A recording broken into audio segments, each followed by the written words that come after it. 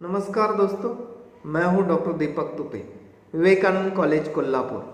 आज हम संजीव के व्यक्तित्व कृतित्व के बारे में जानेंगे। 20वीं सदी के सशक्त हस्ताक्षर संजीव सामाजिक वर्गभेद और स्त्री पुरुष असमानता मिटाने का भरसक प्रयास करते हैं।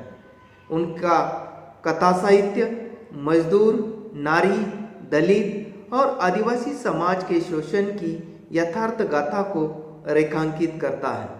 संजीव का जन्म 6 जुलाई 1947 को उत्तर प्रदेश के सुल्तानपुर जिले के बांगरकला गांव में हुआ।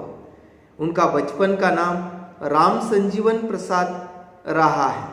सुप्रसिद्ध साहित्यकार कमलेश्वर ने उन्हें संजीव नाम दिया है। संजीव की पहली कहानी किस्सा एक बीमा कंपनी का सारिका पत्रिका में प्रकाशित हो चुकी है। उनकी मां का नाम जयराजी देवी है, पिता का नाम रामशरण प्रसाद है। संजीव का बचपन बहुत गरीब परिवार में और संयुक्त परिवार में बीता। उनकी माता पिता भाई बहनों के अलावा पिता के 4 भाई भी परिवार में रहा करते थे। उनका बचपन बांगरकला और कुल्टी के आसपास के गांवों में बीता, जहां उनके नाना नानी हुआ करते थे। एक ओर सामंती शोषण और दूसरी ओर गरीबी से तंग आकर उन्होंने 1935 में गांव छोड़कर पश्चिम बंगाल के कुल्टी में गए। Gulli danda, high jump, long jump, football आदि उनके प्रिय खेल रहा करते थे। संजीव का बचपन संघर्ष करते हुए गरीबी में बीता। खोजी प्रवृत्ति के कारण उनका दृष्टिकोण वैज्ञानिक रहा है। संजीव का परिवार गरीब शोषित रहा। 1.5 बीघा उपजाऊ जमीन, 4 बीघा उस उर्वर जमीन पर 20-25 सदस्य निर्भर हुआ करते थे। परिवार में खेती करना, मूर्तियां बनाकर बेचना, मेहनत मजदूरी करना आदि पर उनकी आजीविका चलती थी। संजीव को एक बहन है जिसका नाम पराना देवी है, वो विधवा हो चुकी है। संजीव को 2 भाई हैं। बड़े भाई का नाम रामजीवन प्रसाद है, वे सुल्तानपुर के सुरापुर स्थित इंटर कॉलेज में भौतिक शास्त्र के अध्यापक हैं। छोटे भाई का नाम शिरोमणि है, वे खेती करते हैं। 2 भाई गुजर चुके हैं। परिवार में राम जीवन प्रसाद की ही उच्च शिक्षित है। गरीब परिवार में उनका जीवन यापन होने के कारण संजीव की प्राथमिक शिक्षा भी साधारण पाठशाला में हो गई। उनकी शिक्षा कुल्टी के कुंदे हाई स्कूल, बीबी कॉलेज आसनसोल और कोलकाता में पूरी हुई। बीएससी की उपाधि उन्होंने प्रथम श्रेणी में हासिल की। दिल्ली में AMIE किया। विज्ञान के छात्र होने के बावजूद उन्हें हिंदी साहित्य के प्रति गहरी और विशेष रुचि रही है। उन्होंने बांग्ला, उर्दू, आदिवासी जनजातियों की बोलियों का ज्ञान भी हासिल किया है। Sanjeev Indian iron and steel Paschim Bengal में सहायक केमिस्ट के रूप में कार्यरत रह चुके हैं। यह नौकरी उन्हें पसंद नहीं आई, इसी कारण AIS की परीक्षा उत्तीर्ण की।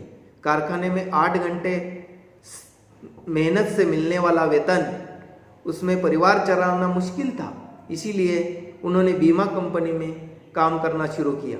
बीमा कंपनी का कुचक्र एक कहानी के माध्यम से उन्होंने रेखांकित किया, किस्सा एक बीमा कंपनी का, जिसके कारण उन्हें वहाँ के काम से हटा दिया गया।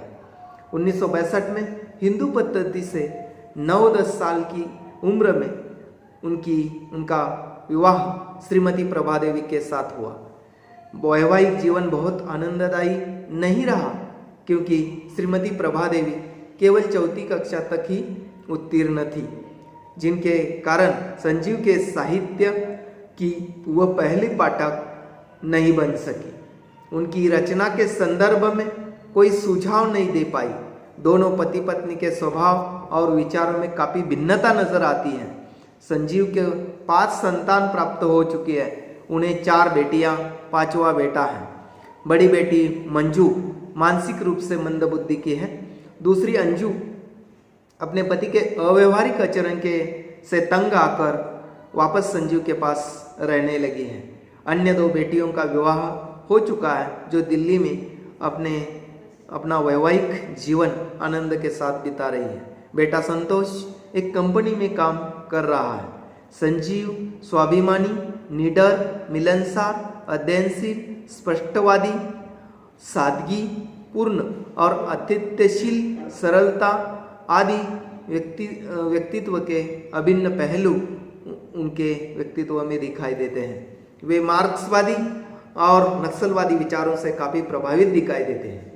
संजीव स्कूली जीवन से कविता लेखन किया करते थे। 6ठी कक्षा में ड्रिल नामक कविता भी उन्होंने लिखी थी। उनकी पहली कहानी परिवर्तन लिखी, जो हस्तलिखित पत्रिका पल्लव में प्रकाशित हो चुकी थी। छात्र जीवन में ही सुमित्रानंदन पंत की कविताओं से काफ़ी प्रभावित हो चुके थे। भगत सिंह, मैडम क्यूरी, उनके लेखन से भी वे काफ़ी प्रभावित हो चुके हैं। बहुमुखी प्रतिभा के धनी संजीव ने अपने कथा साहित्य में आदिवासी और दलित वर्गों को केंद्र में रखा। उनका लेखन शोषण के विरुद्ध मुक्ति की चीख है, इसमें दो राय नहीं। उनकी रचनाओं में प्रगतिशील मार्क्सवादी विचारों का गहरा प्रभाव नजर आता है। उनके नाम पर उन्होंने कृतित्व के संदर्भ में विचार किया जाए तो उन्होंने अनेक कथा साहित्य, नाटक, बाल उपन्यास, यात्रा साहित्य का लेखन किया है। कहानी संग्रह में 3 साल का सफरनामा, आप यहाँ है, भूमिका और अन्य कहानियाँ, दुनिया की सबसे हसीन औरत, प्रेरणा स्रोत और अन्य कहानियाँ, प्रेत मुक्ति, ब्लैक होल, डायन और अन्य कहानियाँ, खोज, गति का पहला सिद्धांत, गुफा का आदमी, तीसरी नाक भिड़ंत, गली के मोड़ पर सुना सा कोई दरवाजा, झूठी है तैतेरी दादी आदि कहानी संग्रह उनके नाम पर दर्ज है। किशनगढ़ के अहेरी, सर्कस, सावधान नीचे आग है, धार, पांव तले की धूप, जंगल जहां शुरू होता है, सूत्रधार, आकाश चंपा, रह गई दिशाएं इसी पार, फांस आदि उपन्यास संजीव ने लिखे हैं। रानी सराय और डायन ये उनके बाल उपन्यास हैं। ऑपरेशन जोनाकी ये नाटक उन्होंने लिखा है। 7 समुंदर पार यात्रा साहित्य का लेखन भी उन्होंने किया है। सावधान नीचे आग है उपन्यास, हीरा काला हीरा उपन्यास पर काला हीरा नाम से टेलीफिल्म बनी हुई है। हिमरेखा कहानी पर फिल्म बनी हुई है। सूत्रधार उपन्यास पर भी फिल्म बनी हुई है। उनके संजीव के व्यक्तित्व में खास विशेषता रह चुकी है। उसमें कुछ माह हैदराबाद विश्वविद्यालय में वे अतिथि प्रोफेसर के रूप में कार्य करते हैं। आकाशवाणी रांची में वे सलाहकार सदस्य के रूप में कार्यरत रह चुके हैं। हिंदी कहानी को 100 साल पूरे होने के उपलक्ष्य में ज्ञानपीठ द्वारा 1987 में आयोजित कथावर्ष संगोष्ठी के वे अध्यक्ष रह चुके हैं। National book trust of India की सलाहकार समिति के भूतपूर्व अध्यक्ष भी वे रह चुके हैं। कई विश्वविद्यालयों में एमफिल पीएचडी का शोध कार्य भी उन पर संपन्न हो चुका है। कुछ माह अक्षरपुर पर्व और रायपुर के वे संपादक रह चुके हैं। साल भर माधव प्रकाशन के संपादक भी वो रह चुके हैं। इनका जो साहित्य है वो एक प्रकार से शोषित वंचितों की आवाज़ है। इसलिए एक प्रगतिशील रचनाकार के नाते सामाजिक विषमता को दूर करने का प्रयास उन्होंने किया है। तो उनके साहित्य की साधना को कई संगठनों या कई सामाजिक साहित्यिक संस्थाओं ने पुरस्कृत किया है। संजीव की अपराध कहानी के लिए 1980 में सारिका सर्वभाषा कहानी प्रतियोगिता में टाइम्स ऑफ इंडिया का प्रथम पुरस्कार उन्हें प्राप्त हो चुका है। लखनऊ द्वारा 1997 का कथालेखन के लिए उन्हें कथाक्रम सम्मान भी उन्हें प्राप्त हो चुका है। 2001 में जंगल जहाँ शुरू होता है उपन्यास के लिए हिंदू शर्मा अंतर्राष्ट्रीय कथा सम्मान भी उन्हें मिला है। कथा साहित्य के लिए जबलपुर में 2005 का पहल सम्मान उन्हें प्राप्त हो चुका है। 5 अप्रैल 2011 में आलोचना पुस्तक जैनेन्द्र और अज्ञेय सृजन का सैद्धांतिक नेपथ्य के लिए अवस्थी पुरस्कार से उन्हें नवाजा गया है। रह गई दिशाएं इसा पार उपन्यास के लिए 21 सितंबर 2013 में अंजना सहज वाला साहित्य सम्मान उन्हें प्राप्त हो चुका है। अखिल भारतीय सारिका सर्वभाषा कथा प्रतियोगिता का पुरस्कार से भी उन्हें सम्मानित किया जा चुका है।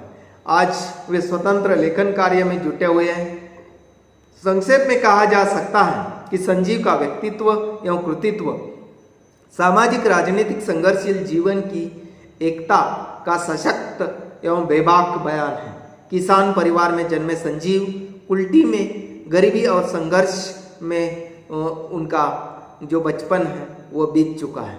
वे विज्ञान के छात्र जरूर रहे, मगर उनका रुझान हिंदी साहित्य लेखन के प्रति ज़्यादा दिखाई देता है। उन्हें अंग्रेजी, बंगाली, उर्दू, भोजपुरी, अवधी और आदिवासी जनजातियों की बोलियों का गहरा ज्ञान था। पत्नी सुख अधिक लाभदायी भले ही न रहा हो, लेकिन और न उनकी रचनाओं के लिए उपयोगी रहा हो, लेकिन भगत सिंह और मैडम क्यूरी से वे लेखन का अपने लेखन के लिए प्रेरणा स्रोत जरूर पाते हैं। उनका समग्र साहित्य कठिनाइयों में बीता हुआ नजर आता है। मेहनती, ईमानदार, निष्ठावान, स्वाभिमानी, संवेदनशील, जिज्ञासु, अध्ययनशील, आतिथ्यशील और भावुक व्यक्तित्व के धनी संजीव यायावरी प्रवृत्ति के कारण और जनसाधारण से जुड़े रचनाकार के रूप में हमारे सम्मुख आ जाते हैं। नक्सलवादी और मार्क्सवादी विचारों का प्रभाव भी उनके साहित्य पर नजर आता है। धन्यवाद।